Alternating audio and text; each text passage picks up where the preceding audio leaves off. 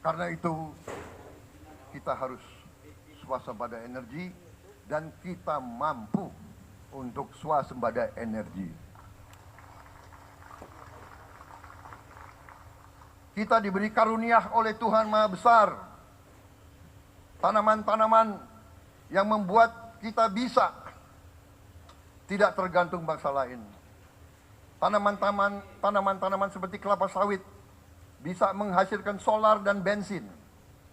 Kita juga punya tanaman-tanaman lain seperti singkong, tebu, sagu, jagung, dan lain-lain.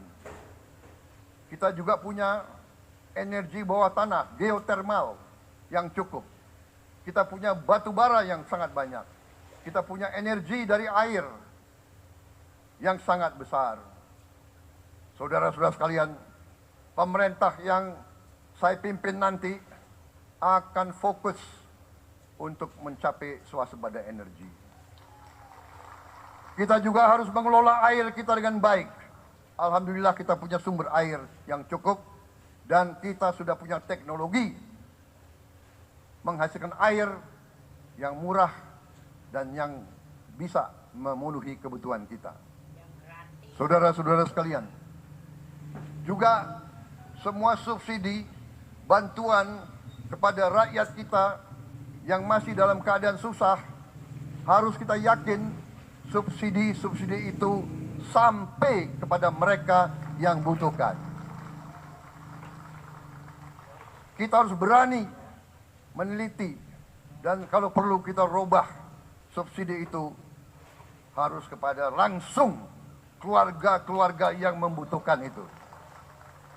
Dengan teknologi digital kita akan mampu sampai subsidi itu sampai ke setiap keluarga yang membutuhkan. Tidak boleh aliran-aliran bantuan itu tidak sampai ke mereka yang butuh itu. Saudara-saudara, anak-anak kita semua harus bisa makan bergizi minimal 1 kali sehari. Dan itu akan kita lakukan dan itu bisa kita lakukan, saudara-saudara sekalian. Selain itu, menjamin melindungi mereka yang paling lemah untuk mencapai kesejahteraan sejati, kemakmuran yang sebenarnya, kita harus melakukan hilirisasi kepada semua komoditas yang kita miliki. Nilai tambah dari semua komoditas itu harus menambah kekuatan ekonomi kita sehingga rakyat kita bisa mencapai tingkat hidup yang sejahtera. Seluruh komoditas kita harus bisa dinikmati oleh seluruh rakyat Indonesia. Saya sudah katakan kita harus berani menghadapi dan memberantas korupsi dengan perbaikan sistem, dengan penegakan hukum yang tegas, dengan digitalisasi. Insya Allah kita akan kurangi korupsi secara signifikan. Tapi ini harus kita lakukan. Seluruh unsur pimpinan harus memberi contoh. Ingarso sing tulodo. Saudara-saudara sekalian, ada pepatah yang mengatakan, kalau ikan menjadi busuk, busuknya mulai dari kepala. Semua pejabat dari semua eselon dan semua tingkatan harus memberi contoh untuk menjalankan kepemimpinan pemerintahan yang sebersih-bersihnya. Mulai dengan contoh dari atas dan sesudah itu penegakan hukum yang tegas dan keras. Saudara-saudara sekalian, semua kita percaya dan kita yakin kita akan punya kekuatan untuk bisa menghilangkan kemiskinan dari bumi Indonesia. Ini sasaran yang berat. Bahkan banyak yang mengatakan bahwa ini sesuatu yang tidak mungkin. Saudara-saudara, pemimpin yang berani, pemimpin yang baik akan terpanggil untuk menghadapi yang tidak mungkin dan mencari jalan agar yang tidak mungkin kita atasi.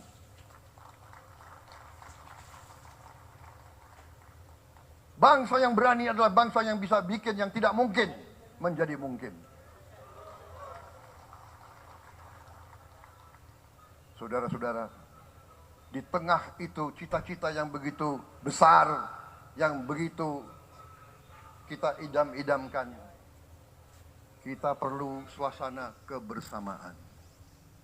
Kita perlu suasana persatuan. Kita perlu kolaborasi kerjasama, bukan cekcok yang berkepanjangan.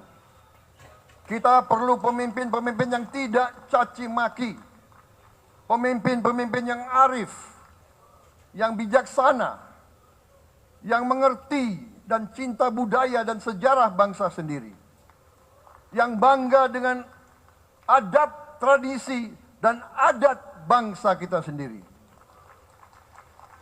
Kita dari sejak dahulu, pemikiran, kehendak, dan rancang bangun pendiri-pendiri bangsa kita, dari sejak awal bangsa ini berdiri, kita ingin menjadi bangsa yang berdemokrasi.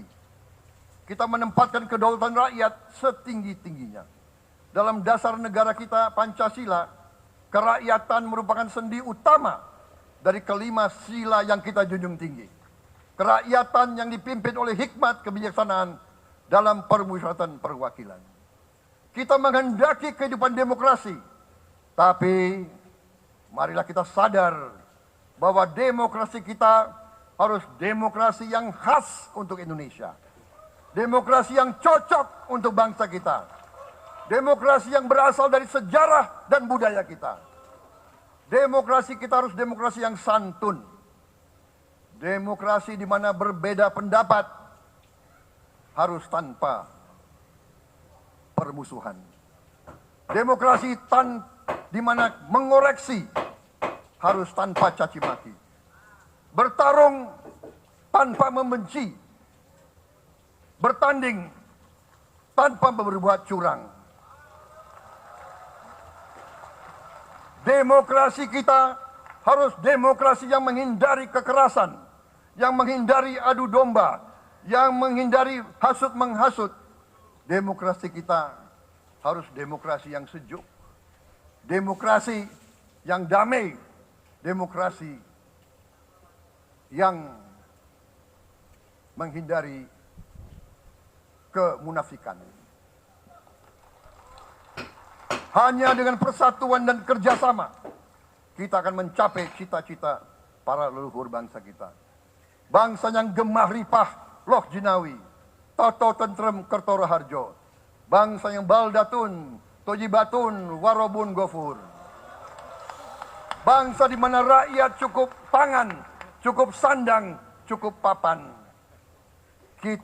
Cita-cita kita adalah melihat wong cilik iso gemuyu.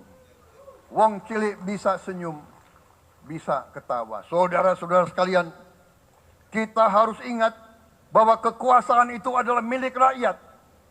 Kedaulatan itu adalah kedaulatan rakyat. Kita berkuasa seizin rakyat. Kita menjalankan kekuasaan harus untuk kepentingan rakyat. Kita harus selalu ingat, setiap pemimpin dalam setiap tingkatan harus selalu ingat, pekerjaan kita harus untuk rakyat.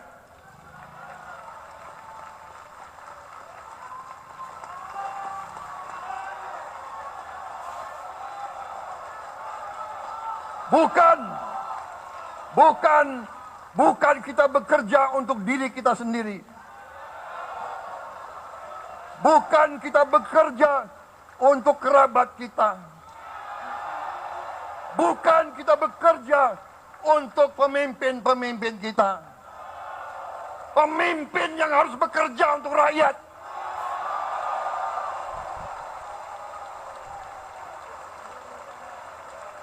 Saudara-saudara sekalian, kita harus mengerti selalu, sadar selalu bahwa bangsa yang merdeka adalah bangsa di mana rakyatnya merdeka.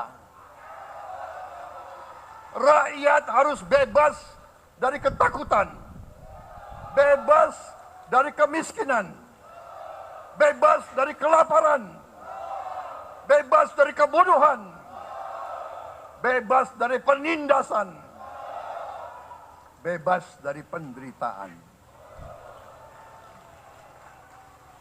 Saudara-saudara sekalian, masih ada saudara-saudara kita usianya di atas 70 tahun masih menarik becak. Ini bukan ciri-ciri bangsa yang merdeka.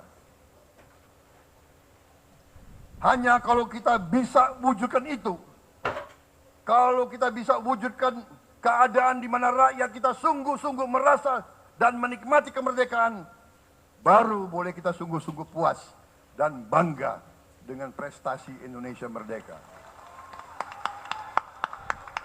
Sebelum itu, marilah kita kerja keras. Marilah kita berjuang tanpa menyerah. Mari kita menghimpun dan menjaga semua kekayaan kita. Jangan mau kekayaan kita diambil murah oleh pihak-pihak lain.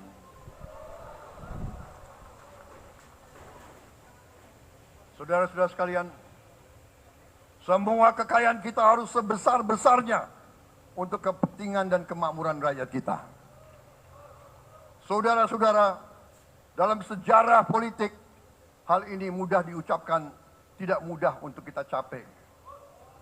Tapi kita bisa capai kalau kita bersatu dan bekerja sama.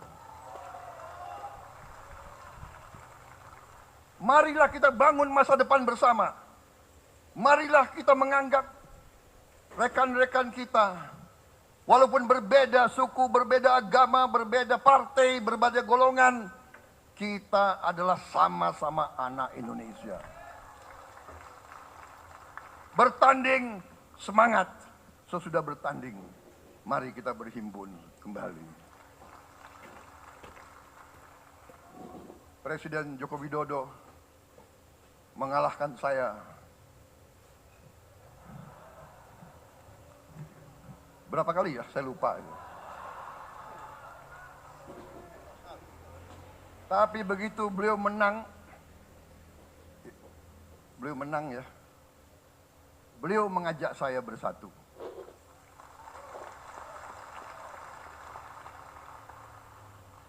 Dan saya menerima ajakan itu. Sekarang saya yang menang. Dan saya mengajak semua pihak, ayo bersatu.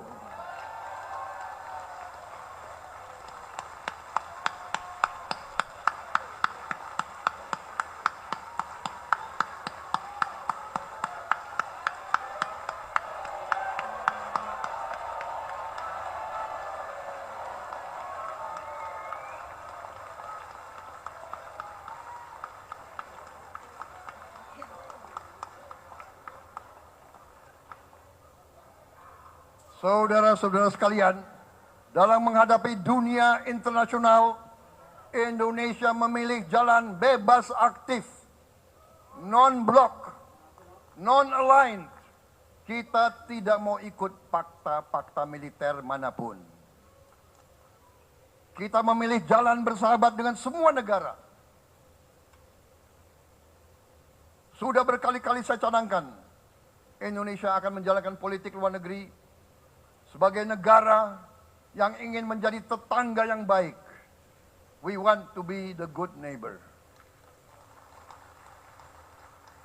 Kita ingin menganut filosofi kuno, 1000 kawan terlalu sedikit, 1 lawan terlalu banyak.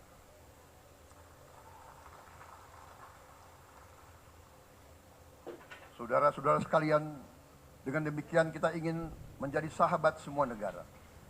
Tapi kita punya prinsip. Prinsip kita adalah prinsip anti penjajahan. Karena kita pernah mengalami penjajahan, kita anti penindasan. Karena kita pernah ditindas, kita anti rasialisme, kita anti apartheid. Karena kita pernah mengalami apartheid. Waktu kita dijajah, kita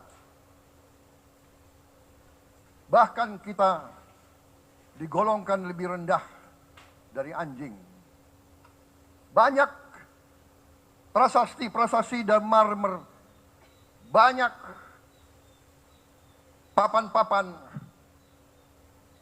di mana disebut Honden and Inlander Verboden. Saya masih lihat prasasti di kolam renang Manggarai tahun 78. Honden and Inlander Verboden, saudara-saudara. Karena itu kita punya prinsip, kita harus solider, kita harus membela rakyat-rakyat yang tertindas di dunia ini. Karena itu kita mendukung kemerdekaan rakyat Palestina.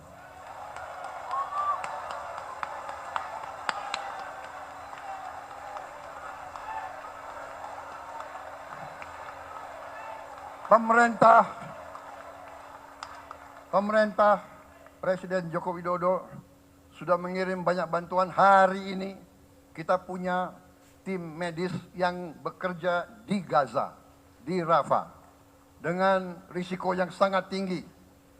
Dokter-dokter kita, perawat-perawat kita sudah bekerja sama di Rafah, di Gaza bersama saudara-saudara kita dari Uni Emirat Arab. Dan kita pun siap untuk mengirim bantuan yang lebih banyak. Dan kita siap untuk evakuasi mereka-mereka yang luka dan anak-anak yang trauma dan korban. Kita siapkan semua rumah sakit tentara kita dan nanti rumah sakit lain untuk membantu saudara-saudara kita yang menjadi korban perang yang tidak adil. Saudara-saudara, kita menjadi bangsa yang harus berterima kasih kepada generasi pembebas, kepada Bung Karno, Bung Hatta, pahlawan-pahlawan yang lain, I Gusti Ngurah Rai, Kapitan Patimura, Sultan Nasruddin, Teku Umar, Cut Nyak-Din, semua pahlawan yang tidak bisa kita sebut satu persatu. Tapi mereka yang membayar saham kemerdekaan dengan darah dan air mata mereka. Kita bersyukur kepada Presiden dan Proklamator pertama, Bung Karno, yang telah memberi kepada kita ideologi negara, Pancasila.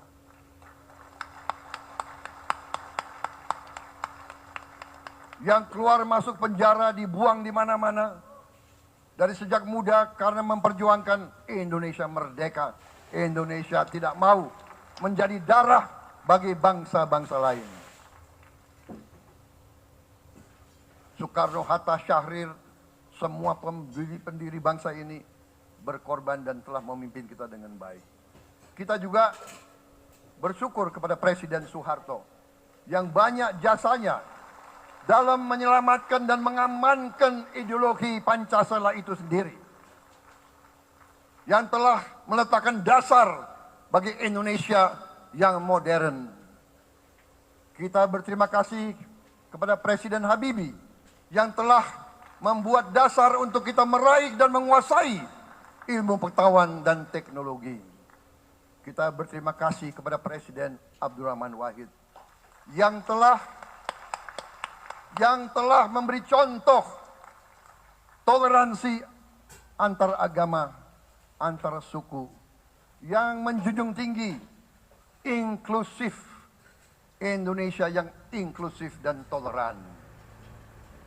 Kita berterima kasih kepada Presiden Megawati yang menyelesaikan masalah-masalah ekonomi akibat crash tahun 98. Harus diakui, di bawah pemerintah Megawati, masalah perusahaan-perusahaan yang banyak hancur dapat diperbaiki dan diselamatkan. Kita harus berterima kasih kepada Presiden Susilo Bambang Yudhoyono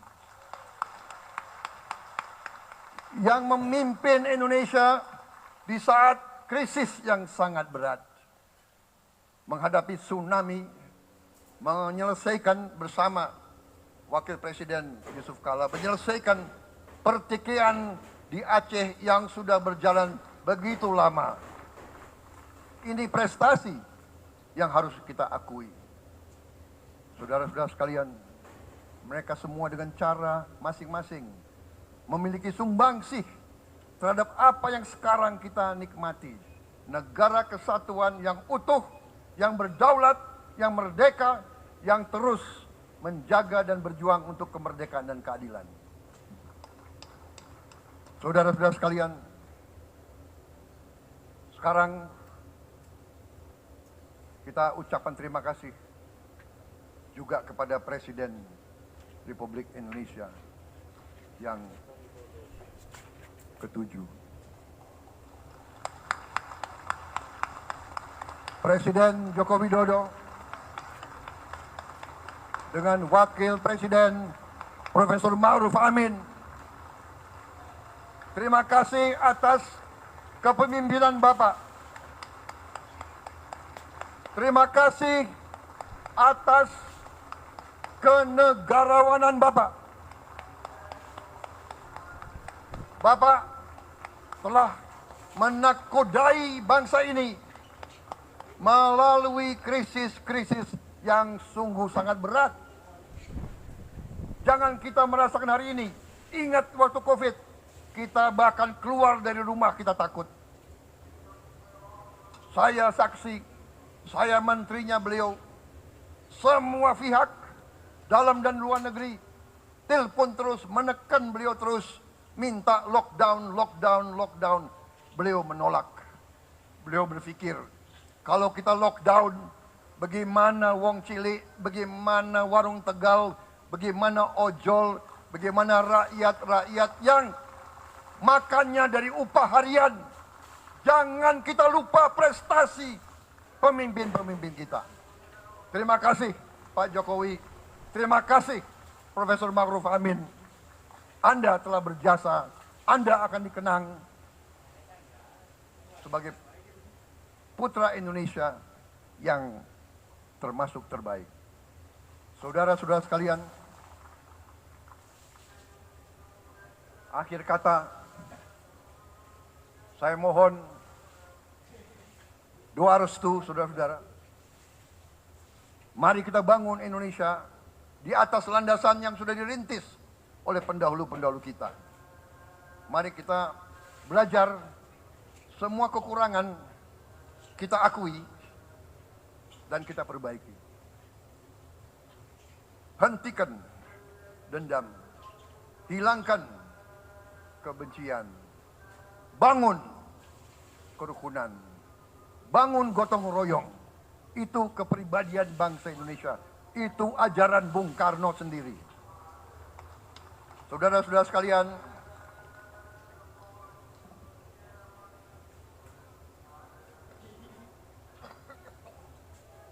kami siap melanjutkan estafet kepimpinan. Kita siap bekerja keras menuju Indonesia Emas, menjadi bangsa yang kuat, merdeka, berdaulat, adil dan makmur. Kita tidak mau mengganggu siapapun, kita tidak mau mengganggu bangsa lain, tapi kita juga tidak akan mengizinkan bangsa manapun untuk mengganggu kita. Semoga Tuhan yang Maha Besar, Allah Subhanahu wa Ta'ala, yang memiliki sekalian alam, semoga melindungi kita semua. Semoga menyertai kita semua dalam perjalanan kita, dalam pengabdian kita pada bangsa, negara, dan rakyat kita. Kita juga berdoa kepada Yang Maha Kuasa agar tamu-tamu agung kita, mereka-mereka yang datang dari jauh, akan kembali ke rumah mereka masing-masing dalam keadaan aman dan dalam keadaan terus bersahabat dengan kita, saudara-saudara sekalian. Wassalamualaikum warahmatullahi wabarakatuh. Salam sejahtera bagi kita sekalian.